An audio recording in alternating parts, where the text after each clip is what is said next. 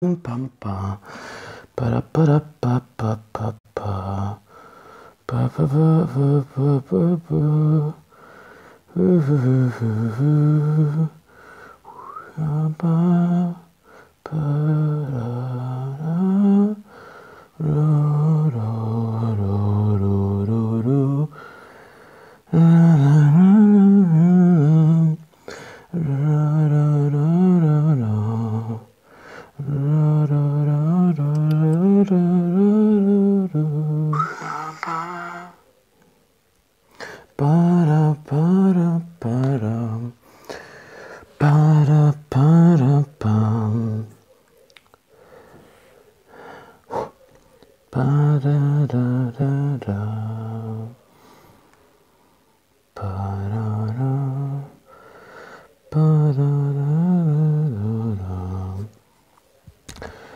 Welcome back, fellow listener. We are again here with the first novel ever written of Dungeons and Dragons in the world of Grey Oak or Oert, any way you want to call it. We're here to read the last 4 chapters of Quag. Last time we read chapter 13 and 14. Our 7 heroes, our party of 7 heroes, the swordsman Milo Yegon, the wereboar berserker Nail Fangtooth, and his companion Afrita, a pseudo-dragon, a rogue elf Ingrig, a sword maiden, a human sword maiden Ivili, a cleric Divdine, a bard Wymark, and the lizardman Guild. Our company are traveling across the Sea of Dust, a particular location in the world of Earth, where the sea is made of dust. Then they fight a horde of undead. They call it Lychee, but they are not our common Dungeons & Dragons Lich. They are Lychee skeleton, a skeleton warrior. After that, the berserker was called by a mysterious mind calling, and the group follow him, and they fight with a very big dragon by the name of Rokna the Brazen. After that, there is no rest for our heroes, because a sandstorm approaching, a dust storm, more precisely, a dust storm approach. So they prepare to breach it. Here we are, chapter 15, Singing Shadow. A sip of water, as always.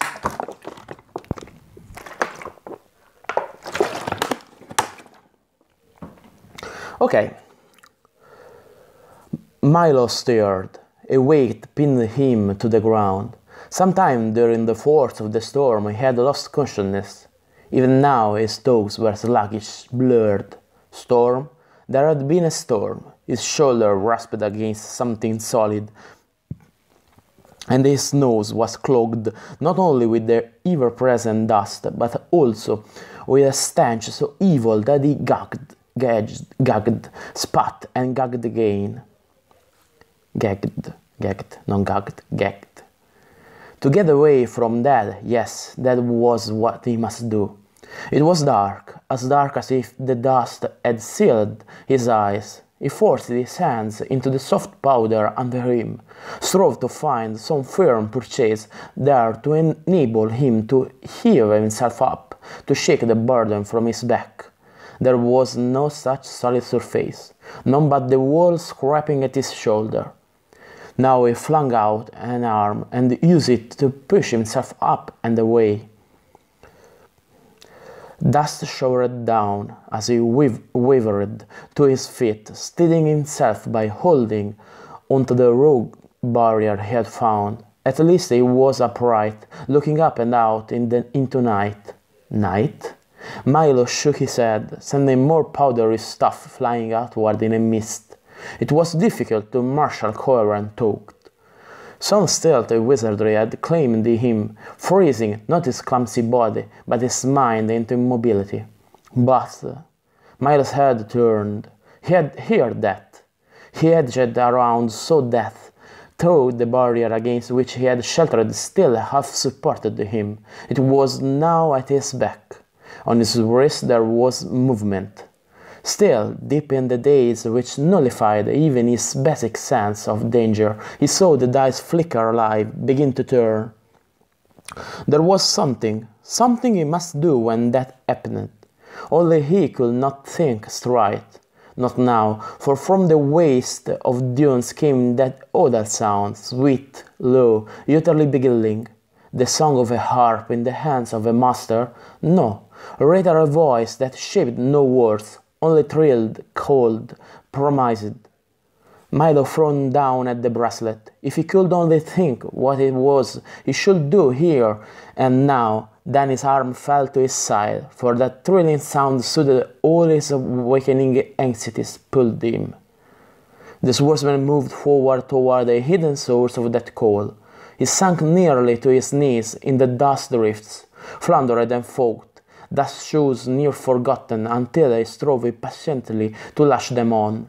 The need to find this singer who used no words moved him onward, as if he were drawn by a chain of bondage. Fighting against the insidious pull of the dust, he rounded the base of a dune. Moonlight sent strange shadows across his way. The night was bitterly cold, but there was no wind, and the dust disturbed by his floundering efforts fell quickly back again. There was light, not moonlight, but a stronger gleam, though it did not have the warmth of a torch or the steady beam of a lantern.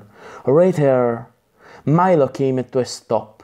She stood with her back to him, her hands upheld to the moon itself. Between those hands swung a disc on a chain, a disc that made the second moon, a miniature of the one above her. Yvelie. No helmet covered her head now, nor was her hair netted tight. Instead, it flowed about her like a cloak. The pallid light of her moon pendant took away the warmth of color that was in her hair by day, gave to all of her silvery overcast. She had used the spell of immobility. What other sorcery could she lay tongue and hand to? There were women's secrets that even the wizards could not fathom. Milo had heard tell of them. He shook his head as if to loosen a pall of dust from his mind, as he had in part from his body. Woman magic, cold, moon magic. All men knew that woman had a tie with the moon, which was knit into their bodies. What she brought here might be as alien to him as the thoughts and desires of a dragon or a lychee, if the dead alive had thoughts and not just hungers and the will of chaos to animate them. Yet Milo could not turn away, for still that thrilling entice drew him. Then she spoke. Though she did not turn her head to see who stood there, it was as if she had knowledge of him, perhaps because she had sent this sorcery to draw him. That sudden thought, he discovered, held a strange new warmth. So you heard me, then, Milo? There was none of the usual crisp note in her voice, rather a gentleness, a greeting subtle and compelling as a chant. Chant? His nostrils expanded. The foul odor of the dead dragon was gone. He might have stood in a spring-greened meadow where flower and herb flourished to give this sweetness to the air. I heard. His answer was hardly more than a whisper. There worked in him now emotions he could not understand. Soldiers' women he knew, for he had the same appetite as any man. But Yvelie took me like unto his own waited upon her, blurred the curves of her body. Yvelie was not like any woman he had stretched out hand to before. Now his right hand did rise, without any conscious effort on his part, reaching toward Heavily, though she still did not turn to look at him. The cold light caught on the bracelet he wore with a flicker. It might have been that one of the dice had made a turn of which he was not aware. But the thought hardly touched his mind before she spoke again, driving it fully from him. "We have powers, Milo, we who follow the homemade lady of the sword and shield. It is sent to us from time to time, the forelooking. Now it has come to me, and this forelooking tells me that our lives are being woven into a single cord, both of us, into a single cord, both of us being the stronger for that uniting. Also, now at last she did move, and he saw clearly her features, which were as solemn and set as might be those of a priestess intoning an oracle from a shrine. Also we have in truth a duty laid upon us." Her straight gaze caught and held his eyes, and there appeared a dazzle between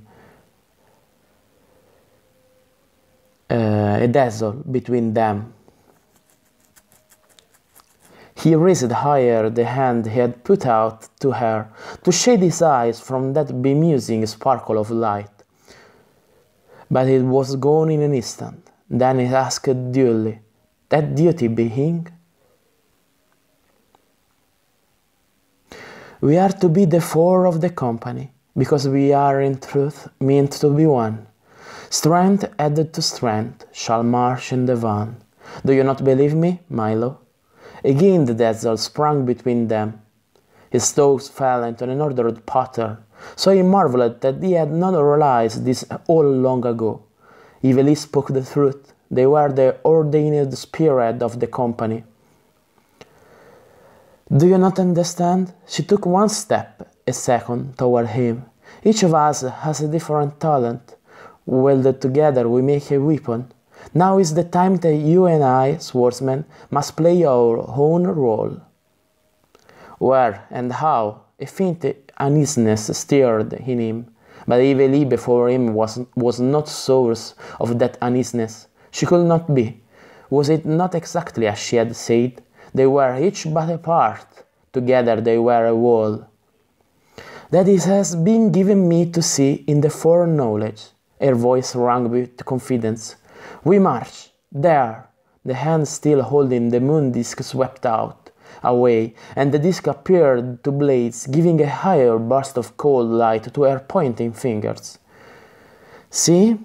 Now the stern quality left her voice. In its place was an eagerness. They might be fronting an adventure in the safe outcome of which she had full assurance. "I have brought the dust shows. The moon is high, and the light full. Also the storm is past. We have the night before us." She stopped to gear up. The crude shows he knew well. Then her fingers touched lightly on Milo's wrist, below the band of the bracelet.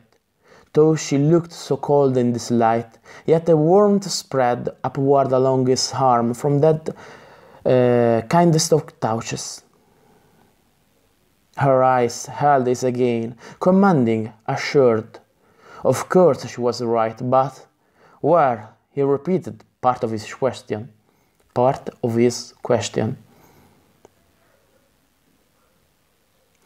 "To what we seek, Milo? No, you need no longer depend upon that ring of yours with its near-forgotten map. The lady has given full answer to my pleas. See you." She whirled the mullet disc at the length of a chain, letting it fly free. It did not fall, to sink and be hidden in the dust. Rather, there was another dazzle of light, and Milo blinked, for in its place a spot of light hovered in the air at the level of Heavily's eyes.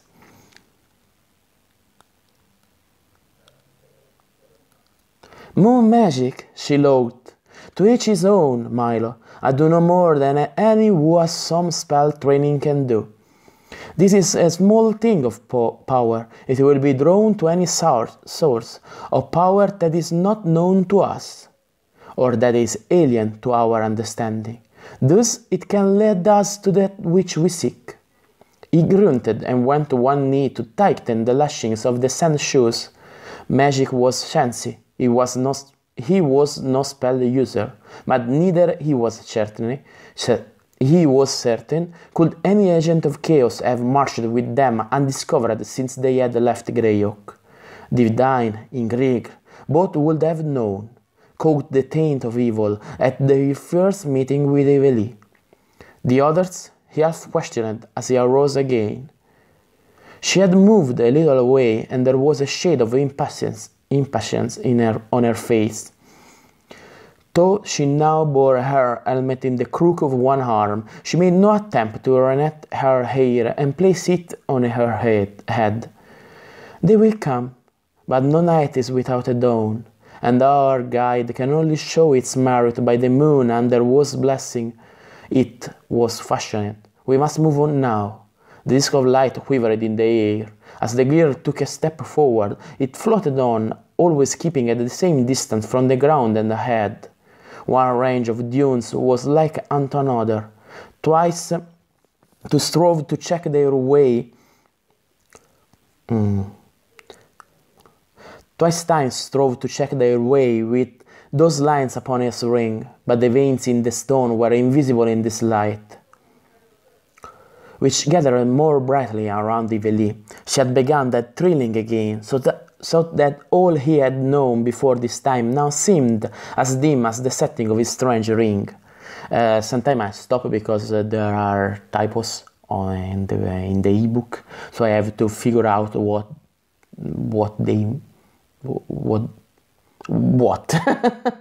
because I can read typos. So there was no change in the sea of dust. Dunes arose, and jealous might the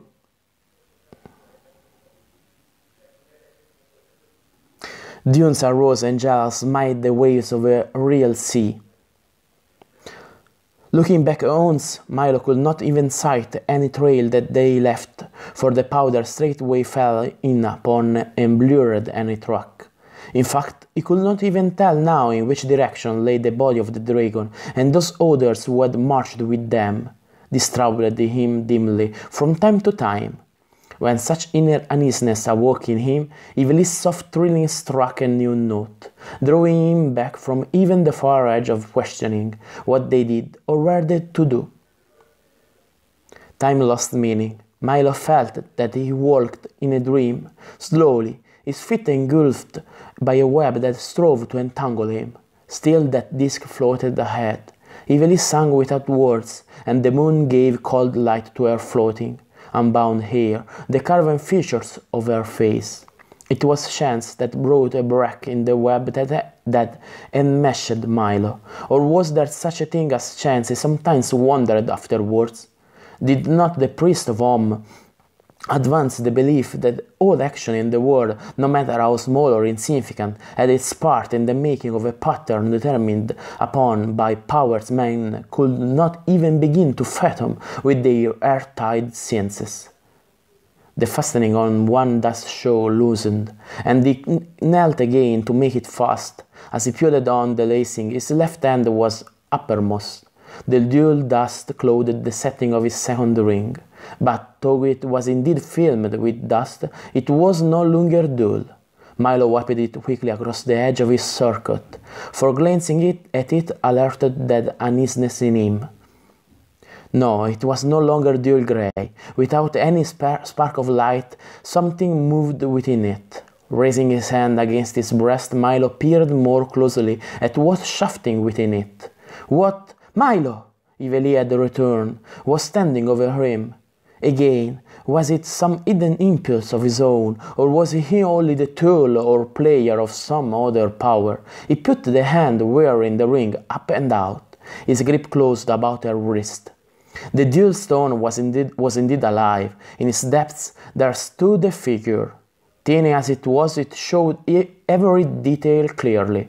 A woman, yes, very much a woman, well endowed by nature, but not Evely. Under the fingers that imprisoned her wrist there was no hardness of mail, no wiry arm strengthened by sword exercise to a muscularity near his own. Milo, still keeping that hold, faced her whom he so held. No, Evely, no. The hair that floated around her was as silver as the moonlight. In her marble white face the eyes slanted, held a small greenish spark. Her jaws sharpened, feigned to form a mask that held beauty, yes, but also more than a touch of the alien. Now her mouth opened a trifle to show sharp points of teeth, such as might be the weapons of some beast of prey. That change in her jerked Milo free from the spell which had held him. He was on his feet, but he did not lose his hold on her. Save for a first involuntary pull against his strength, she too stood quiet. "Who are you?" For a moment she stared at him, her slanted eyes narrowing. There was on her face a shadow of surprise. Her lips moved. "Evely." Illusionist, his newly awakened mind, freed from the spell she could so easily wave about the unwary, gave him the true answer. He did not need to hear the truth from her. He already knew. Now he spoke it aloud. "Illusionist, did you so entice the berserker?" Entice. The berserker? They had been too occupied with danger to question Nail before the coming of the storm. But Milo believed that he now saw the answer to the other's desertion of their party. She tried to fling off his grasp, her face more and more alien, as her features formed a mask of rage. But Milo held her tight, as the once cloudy gem blazed, while the disc that had spun through the air whirled and dove for his face like a vicious insect. He flung up his other hand to ward it off. It dodged its defense easily, as might a living creature swooped and flattened itself against his skin above the wrist of the hand that gripped its mistress. Milo cried out. The pain from that contact was as intense as any burn. In spite of himself, his hold loosened. The woman gave a sinuous twist of her arm and her body broke free. Now she laughed. For a moment he saw her waver, become evilly, but the folly of keeping up such a broken cover of deceit was plain. Instead she turned from him, kicking off the clumsy sand shoes. She was mistress of more than one form of magic, for she skimmed across the surface of the dust apparently as weightless as the wind, not even erasing in her passage the uppermost film of the sea.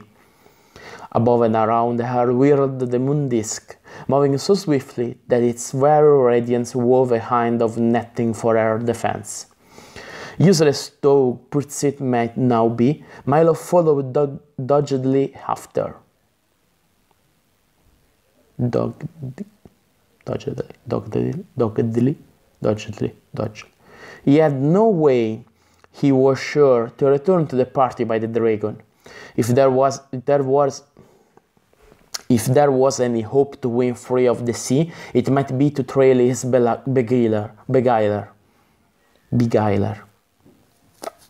She rounded the dune and was lost to his sight. Then he came to the point where she had disappeared. When he reached it, he saw that flicker of light now so well ahead that he had no hope of catching up. However, now it kept to a straight line, for the dunes fell away and the surface of the sea of dust was as level as it had been in that place where they had found Nail battling with the dragon. There was something else. The light flickered, dipped, spun from the dull grey of the sea into what stretched not too far ahead, a mass of darkness rising unevenly. Meow, anche te. The cat. Unevenly. Vieni.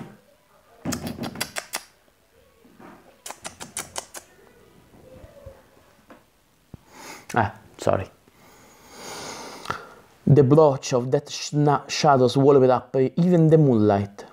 Milo paused, his head up, his nostrils testing the smells of the night. He lacked the keen sense of the elf and the berserker, but he could give name to what he smelled now, the rank odor of a swampland.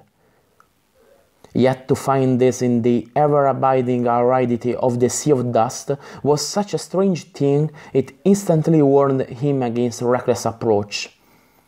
The swampland was no barrier for her, whom he followed. The light spun on out, wan and pale, into the embrace of the darkness, drew even more rapidly ahead. Milo's dust shoes beat a path for him to the edge of the shadow. He caught a diminished glimmer of what might be a stretch of water. He could smell the fatty odor of the place.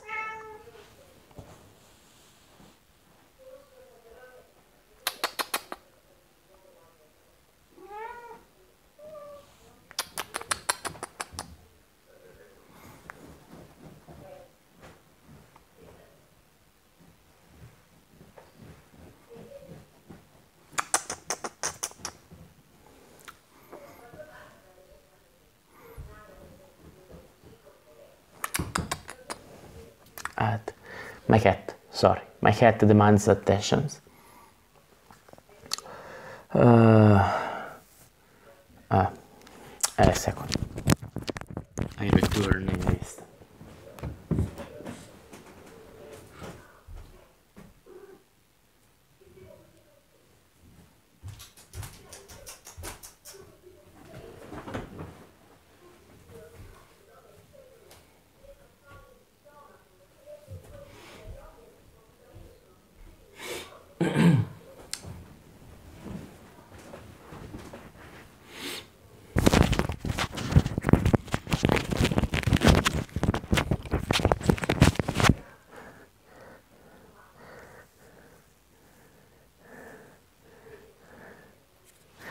Okay, here we are.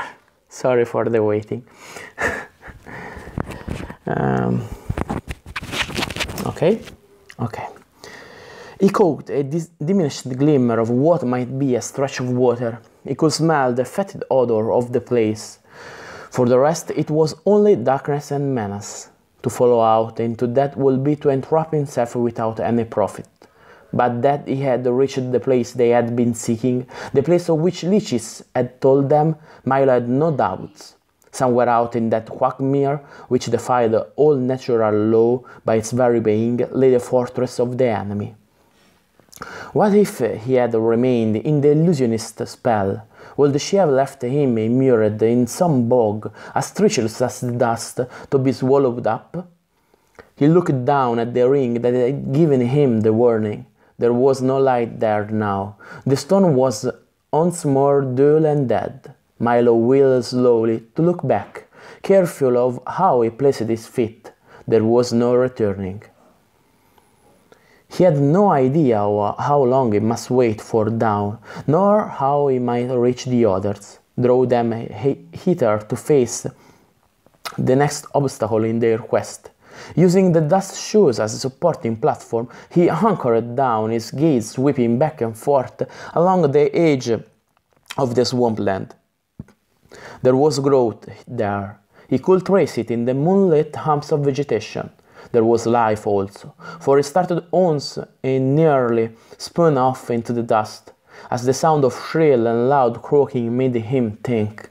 With a shiver he could not entirely subdue, of that horror tale told about the temple of the frog and the unnatural creature bred and nurtured therein to deliver the death stroke against any who invaded that hidden land, that too occupied the heart of a swamp, holding secrets no man of the outer world could more than guess.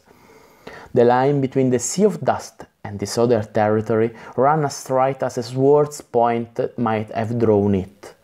None of the vegetation or muck advanced outward, no point of dust ran inward. That line of division was too perfect to be anything but artificial. Milo, understanding that, fingered his sword hilt.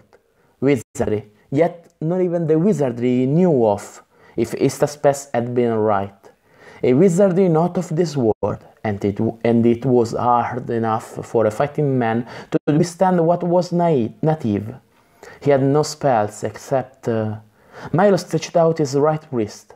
Moonshine could not bring to life the dice. He struggled to remember. They had turned one head as he had followed the enticement of the illusionist into the night. Then he had been so under a spell that he had not been able to influence the turning. He advanced his other hand, flattened down the tomb to inspect the once more dead stone ring. Patting it beside the other with the map, he could not see where had he gained those rings. The swordsman fought to conquer memory, seek those passages in his mind that were blocked. There was a flash of a mental picture, here and gone and in almost the same instant. Sitting at a table. Also he held a small object, carven, shaped, the image of a man that was of some vast importance to him. He must struggle to bring the memory back, to retain it long enough to learn. He must something flashed out of the air, hung before him. Moonlight glittered on it, but it was no disk. It hissed, shot out a spear tongue, as if to make sure of his full attention. Memory was lost. Afrita, the pseudo-dragon, hissed, as banefully as had her greater cousin, but speaking of her name might have been an order. As speedily as she had come to him, she sped off through the night, so the others now had their guide. In so little was Milo's distrust of the future lift. He tried once more to capture the memory, thinking back patiently along the lines he had followed. He had looked at the bracelet, his rings before that had been the call that had made him remember the Temple of the Frog. He slowly shook his head. Something in his hand, not the rings, not the bracelet that tied him to this whole venture. He thought of the chain with Istaspes. What the wizard had said of an alien who had brought him, and the others, here to tie. Tie what? Milo groped vainly for a clue. What lay away, hidden in the unnatural swamp, was of the highest danger. They were the ill-assorted hunting party sent to ferret out and destroy it. Why? Because there was a guise laid on them. Men did strange things to serve wizards, whether they would or not. It was not of chaos, that much he knew, for a swordsman could not be twisted and bent into the service of evil. But this tied him. He pounded his wrist against his knee in rising anger. It was a slave fetter on him, and he was no man to take meekly to slavery. His anger was hot. It felt good. In the past he had used anger to provide him with another weapon, for controlled as he had learned to control it, that emotion gave a man added strength. Before him lay something that sought to make him a slave, and he was voices. He got to his feet, hand once more seeking sword hilt. Now he faced the swells of the dunes. From between them figures moved. More illusions? Milo consulted the ring. It did not come to life. As yet he had no idea of the range of that warning.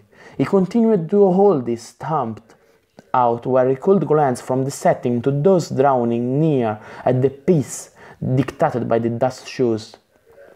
Though he could not see most of their faces because of the overhang of helmets or cloak hoods, he knew them well enough to recognize that they had the appearance of those with whom he campaigned. Still he watched the ring. Hola! Nail's deep call, the upflung arm of the berserker was in greeting. He led the party, Afrita winging about his head. But close behind him trod a smaller figure, helmeted head high. It was toward her that Milo now pointed the ring. There was no change in the set. Still, he could not be sure, not until perhaps he laid a hand on her, as he had on the singer out of the night. Wymark drew close to her as if he sensed Milo's suspicion. There was the smell of magic, the bard said. What led you on, swordsman? The dark figure of Nail interrupted. I said it, Songsmith. He followed someone he knew, even as did I. That damn wizardry made me See a brave comrade dead in the herd these 3 years or more. Is that not so, swordsman? I follow one, with the seeming of evilly. He took 3 steps forward with purpose, reached out to touch her. No blades, this was evilly. The battle-maid drew back. Lay no hands on me, swordsman. Her voice was harsh, thus fretted, with none of the soft warmth that the other had held. What do you say of me? Not you, I have proved it. Swiftly then he explained the threat that an illusionist could evoke they all already knew. Ferrous divine guilt, no one could be sure of any alien's reaction to most magic that enmeshed the humankind, or in Greek might have withstood that beguilement, but he was sure that the rest could not. Illusionist, the cleric faced the dark swamp. Yet you were led here, to what we have sought. A swamp, Nail commented. If they sink us not in dust, perhaps they will sow us in mud and slime. Such land as that is a trap. You were well out of that, swordsman. It would seem those trinkets you picked up somewhere are near as good as cold steel upon occasion. He was answered by one of those croaking cries from the swamp, but guilt, who had trudged waveringly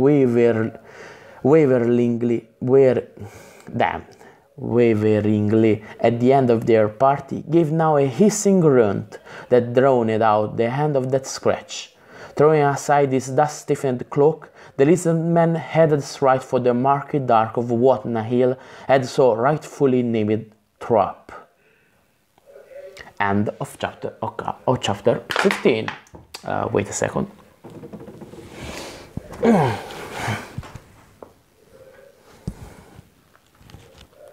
Okay, sorry for the waiting. So, a sip of water and then we continue with chapter 16.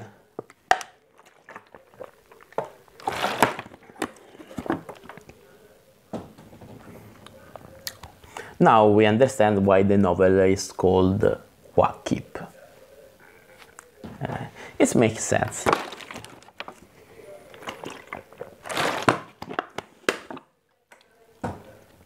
Now, chapter 16, Into the Quagmire.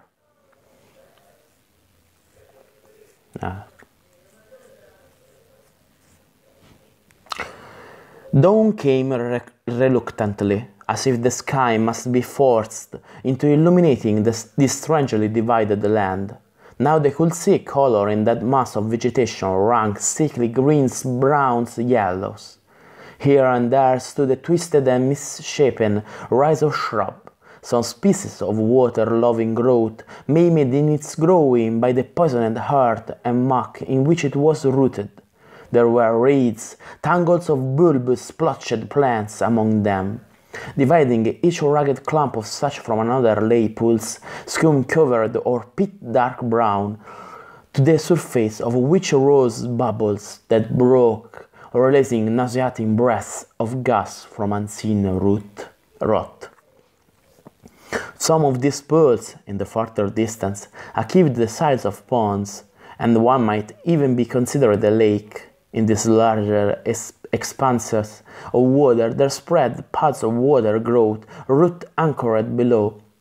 There was a constant flickering of life, for things squatted on those paths or hid among the reeds and shrubs darting forth to hunt. Above insects buzzed some so large as to be considered monsters of their species.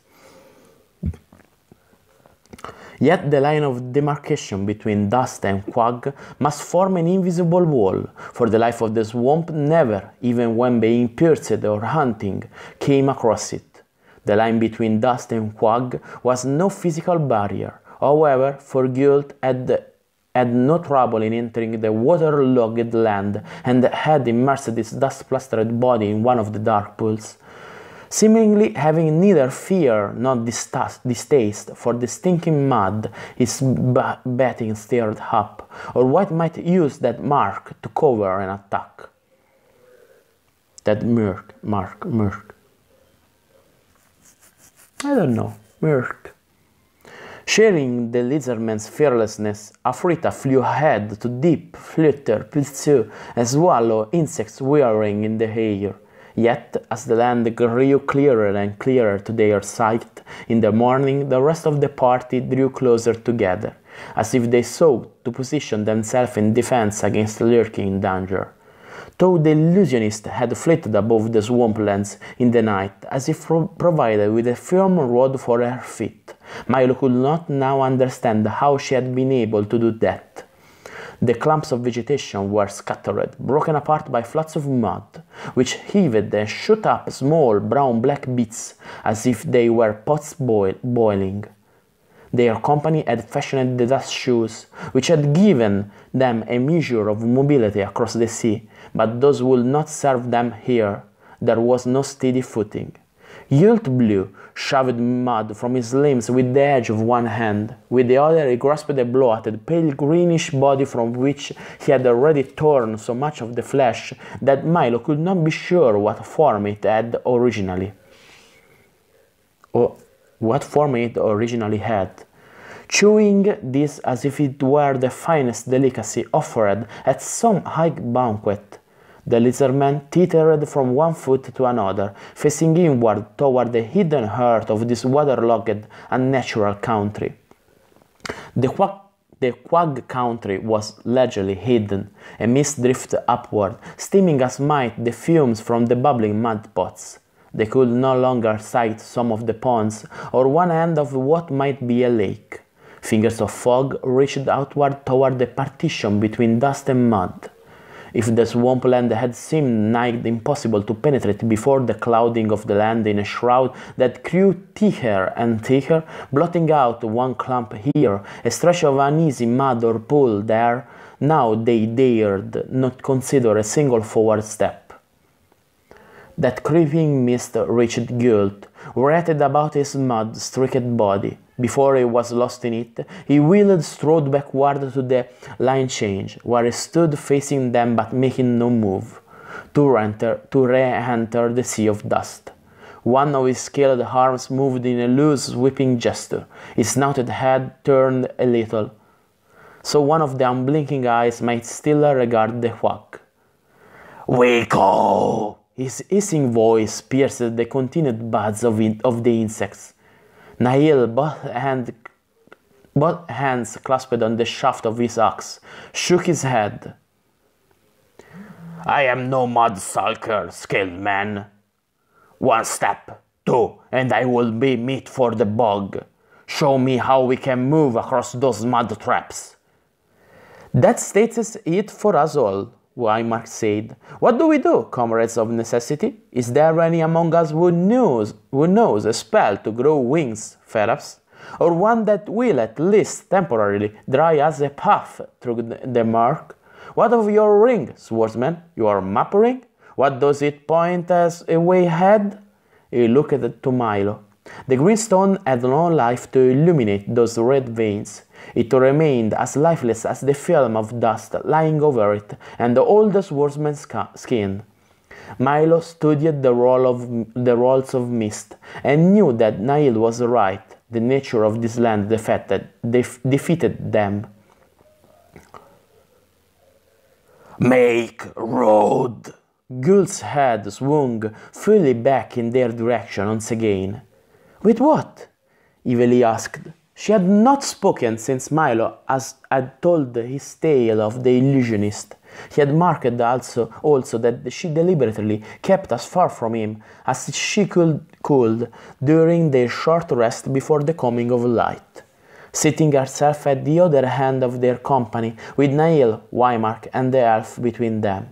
Did she, Milo wondered, now with an awakening of irritation, think that he held her accountable for the trick of spell weaving? Surely the girl could not be so much a fool as to believe that. Divine held up his hand for silence before he spoke directly to the lizardman. You have some plan, some knowledge that is not ours then, Gult? There could be no chance of expression on the so alien face, nor did Gult directly answer the question of the cleric. Instead, he croaked a word that carried the weight of a direct order. Wait! Without lingering for any reply or protest from the others, the lizardman strode back into the Quag with a confidence that certainly the rest of the party lacked. Mists closed about him, so he vanished nearly at once. In turn, they drew forward to the line between sea and quagmire. This closed the unlikeliness of finding any path over or through was even more evident. Divine addressed Milo. The illusionist vanished here, over it, or at least the light of her moon disk did. Could be another of her illusions, to make you believe so, Wymark pointed out. The elf and the cleric nodded, as if in agreement to that. Then, where did she go? Returned Milo. If she ever was, Evely spoke, not to him, but as if voicing some inner thought aloud. She was there. I laid a hand on her. Milo curbed anger arising from both her tone and words. Yes, now the Divine nodded once more. Once the spell is broken, she could not summon it again easily, but another spell? He allowed his sentence to trail away. Nail went down on one knee, his attention plainly not for his companions, but for something he had sighted on the ground before him. Now reached over that dividing line and poked at a straggly, calf-high bush. From the mass of intertwined twigs, he freed a strip of material, jerking it back. Someone passed here, leaving a marker, he said. This was not so twisted by chance. What he held was a scrap of material, yellow and dingy, about the length of 2 fingers.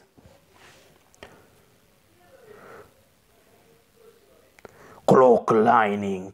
With his steel gripped in one hand, Nail used his axe with the other, sliding that weapon forward to rest momentarily on the earth beside the bush. The weight of the double-headed blade sank it into the bare spot as soon as it rested there. Hurriedly, he snatched it back again. If it marked anything, the berserker commented, it must be not to enter here, but if it was set to ward off, then there is some place that is safe. And that may look enough like this spot, Ingrid cut in, weaving that what they could see in spite of the mist with a tracker's eyes, to mislead those who will travel here. Or else, Wymark added wryly, to play a double game and make us believe just what you have now said. Wizards' minds are devious, Alf.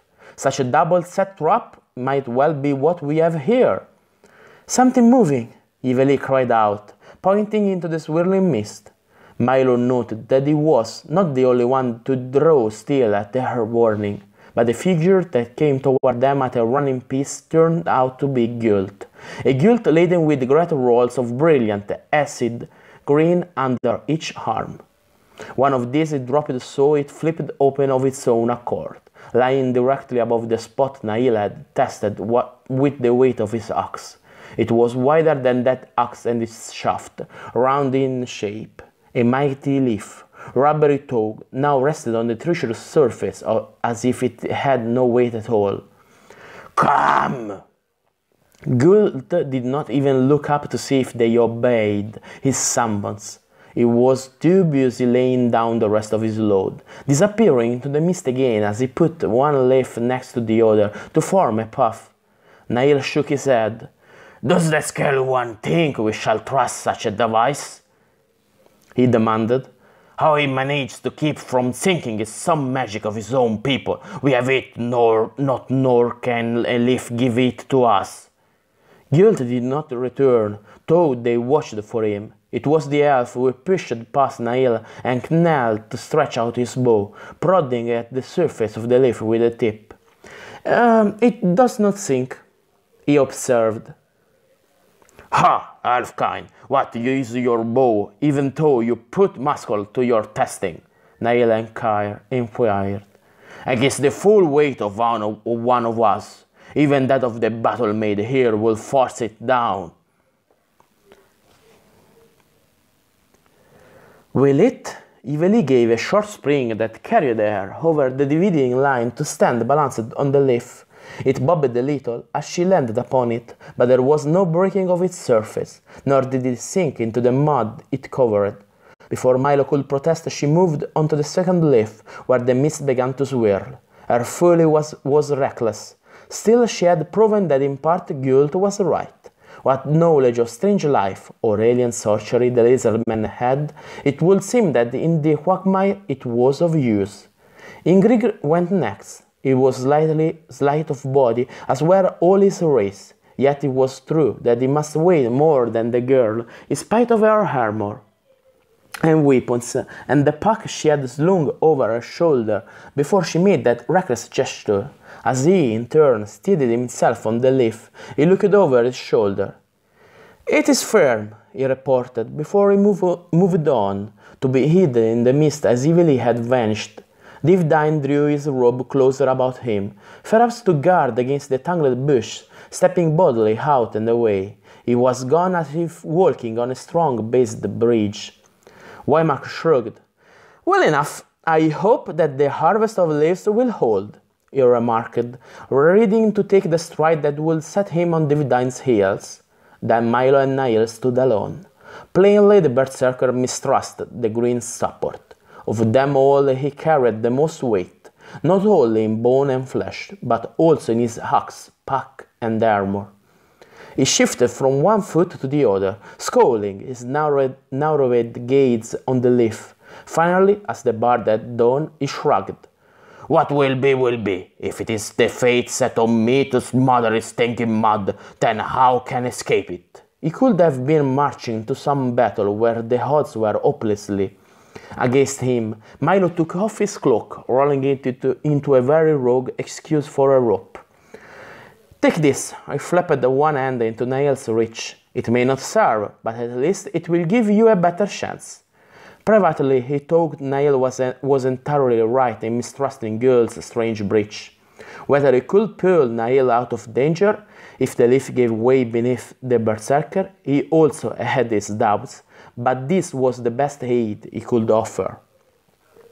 From the quirk of the berserker's lips, Milo believed that Niall agreed with every unvoiced doubt, yet he accepted the hand of the cloak as he went forward, bringing both feet firmly together on the surface of the leaf. The green surface did tilt a fraction, bulging downward immediately under Niall's feet, yet it held, with no further sinking, as the heavy man readied his balance to take a second stride.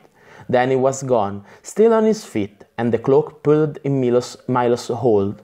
Gritting his teeth and trying not to think of what might happen if the leaf, which must have been badly tried by the passing of the others, gave out under him, the swordsman stepped cautiously onto its surface.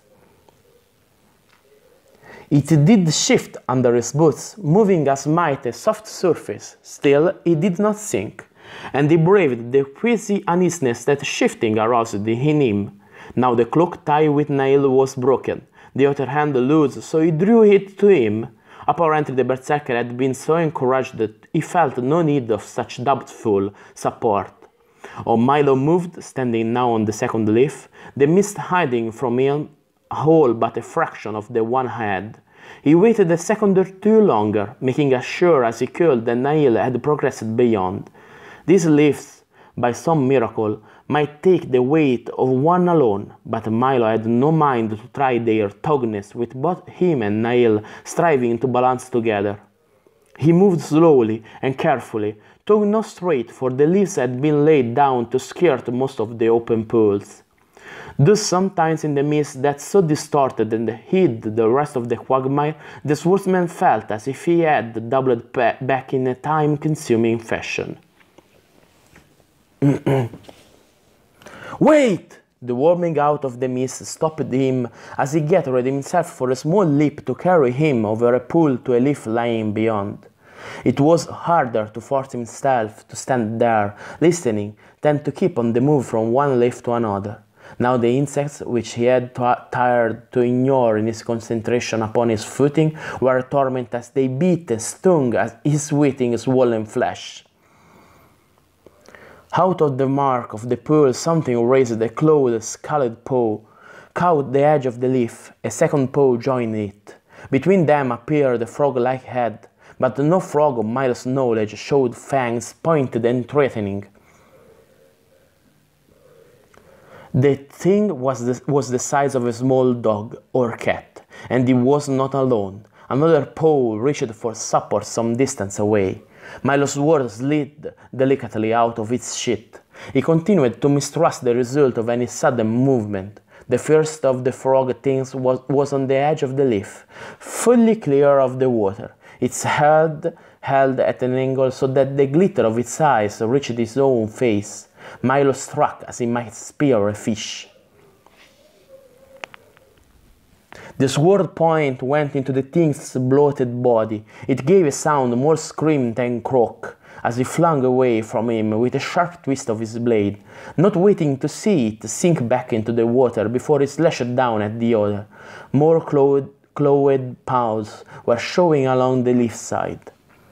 The leaf quivered under him. He killed the second of the creatures, now no more climbed from the pool. Instead, those paws, and there were more of them than he could stop to count, fastened on the leaf, forcing its side downwards. So the things had intelligence of a sort. They were united in an attempt to upset him. Once in the pool, small as they were, he would be at their mercy. Moving as swiftly as he could, Milo slashed and slashed again. Paws were cut from spindly legs, yet others arose as the mutilated enemy sank out of sight. He was forced to his knees by the continuous shaking of the leaf, and it was slowly but inevitably sinking at the side where the frog things congregate. Milo could not move from where he already crouched, lest his own weight add to the efforts of the frog things. But he defended this shaky perch with all the skill he knew. On! The call out of the fog reached him dimly. He was far more aware of his own struggle. He allowed one glance toward the next leaf. There were none of the frog things waiting there, but to reach it meant a leap, and that from the unsteady leaf. Now they were no longer striving to upset him. Instead, with those taloned paws and ferrous with their teeth, they ripped away at the leaf itself, tearing it into strings of pale green pulp. And they no longer climbed high enough for him to get at them. He must move, and now! Milo gathered himself together, and not daring to pause any longer, one tear in the leaf had already nearly reached him, he made the crossing. His horse perhaps added to the impact of his landing, for he lost his footing as the leaf moved under him. The toe of one boot projected back over the pond. As he fought to regain his balance, drawing in his leg, he saw one of the frog creatures had its teeth embedded in the metal reinforced leather of the boots. With a small surge of something close to panic, the swordsman struck out with his mailed fist, for he had sheathed his sword and hit the thing full on. The fat body smashed under his blow. However, the jaws did not open, keeping fast their hold. Milo had to slash and slash again with his dagger, his hands shaking with a horror he could not control. Though he so rid himself of the flattened body and of most of the head, he could not even then lose the jaws. Thus he carried with him as he hurried on, moving from one leaf to the next. Voices sounded ahead. There was a calling of his name. He took a deep breath and answered, hoping that his present state of mind could not be deduced from his tone. Then, as his pulse slowed and he mastered the sickness that threatened each time he glanced at the thing deep set in his boot, he had another fleeting thought. The bracelet! Milo swung up his arm, almost believing that he must have lost it. There had not been the slightest warning of any peril ahead, such as he had come to rely upon. The dice were fixed. He prodded one with a finger He prodded one with a finger, unmovable. Did that mean that they had lost the one small advantage they might have in any struggle to come? Leaf by leaf he won ahead. The mist did not thin. All he could see was what lay immediately around him.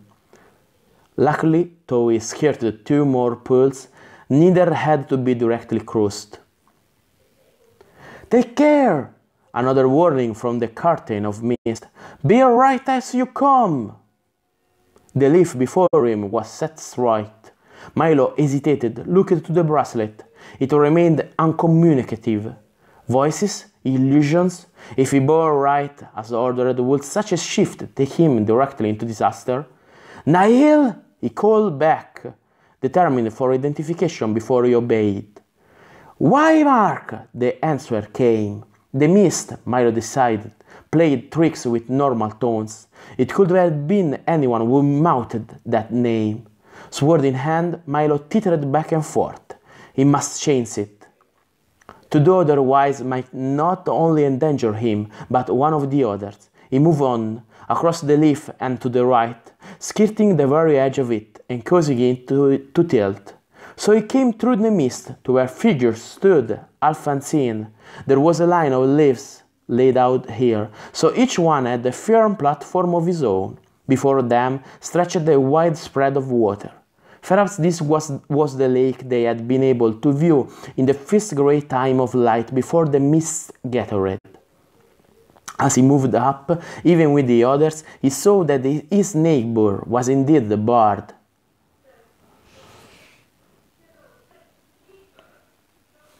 What do we wait for? Wymark made a gesture to the sweep of dark water. For a bridge, apparently, or something of that sort. I could wish that we did it in a less populated place. He slapped it at his face and neck, hardly disturbing the insects that buzzed about him in a cloud of constant assault. Guilt? The lizardman had solved one problem for them. Would he have an answer for this also? It was gone when we reached here, but we are not the first to come this way. Look! It could only be half seen in the mist, but what the bard pointed to was a post made of a tree trunk, its bark still on, and overlaid with a thick resinous gum. Coated in it were layers of the insect, so that it was coated above the waterline with the dead and the still struggling living.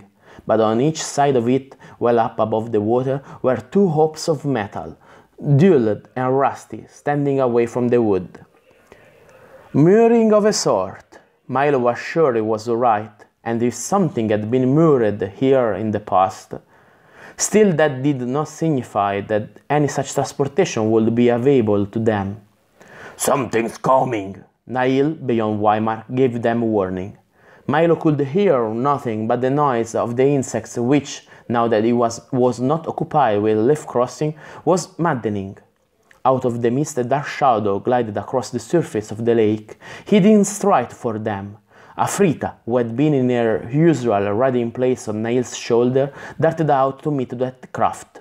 It was a queer sort of a boat, and one that Milo could not accept at first as being any possible transportation at all. It looked far more as if a mass of reeds had been uprooted and was drifting toward them.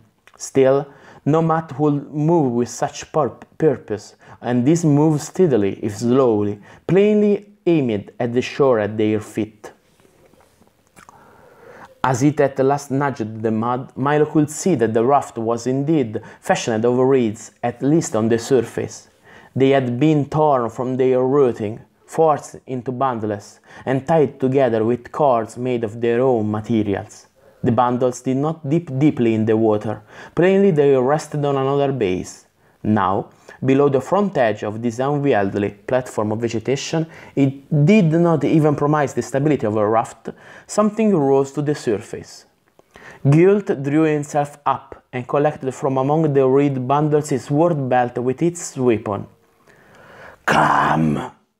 In the mist his voice took on some of the croaking intonation of the frog things. To underline this invitation order, he gestured them forward. Then were extra rows of the reed bundles forming a raised edging about the platform. But 7 of them on that, Milo, for one, saw little hope. Yet Tivoli was not going to lead this time. Since by chance he was the closest, the swordsman jumped, landing on the other side of the low barrier. The raft did bob about, but he remained remarkably buoyant. Milo scrambled hastily to join Gult. Perhaps with their weight on the other side to balance, the others would have less trouble embarking. So, one by one they followed Milo's lead, Nail coming last. The raft did sink a little then, some of the water forcing their runnels through the raised edge. At Gult's order, they spaced themselves across the surface in a pattern the lizardman indicated, which they deduced had something to do with maintaining his floating ability. Then, dropping his sword belt once more, Gult slid easily into the water and the raft slowly moved out from the shore. Milo turned his head, while Mark lay an arm's distance away. "He can't be towing us, not alone," the swordsman protested. Magic he could swallow, but this was no magic, he knew. "He is not," in Greek instead of the bard answered. "Direction he gives, but to others. The skilled ones have their own friends and helpers on those are bomb of swamps. Gult has found here such to answer his call. They swim below the surface as the horses of the land pull a cart. This will bring us across the water." Cat says. Okay.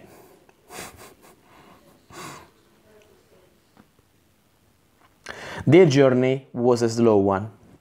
Nope.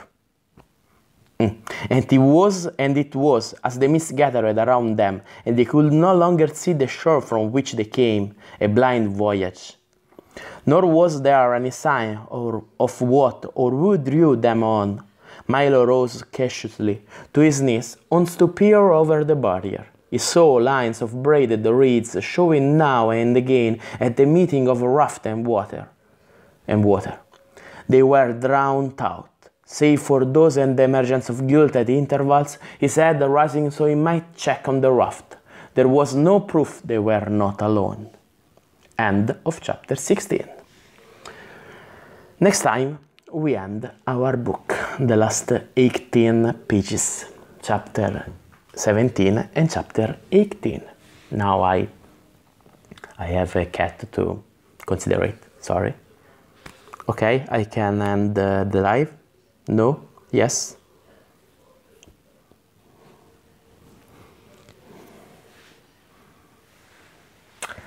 Okay, for today is all. We are almost at the end, so Wednesday, I think, we end the Quag keep. After that, I have an idea of the next books. Not 1, not 2, not 2, but 4 books. Still in Grey Oak, but we leave from the novels and we go in the world of the game books, because long time ago Gygax wrote 4 game books set in Grey Oak. So for today we ended it here. I give you have a nice day, and we're gonna listen, see, but anyway, anytime. Wednesday. Have a good night, or have a good evening, or a good day, or have a good something.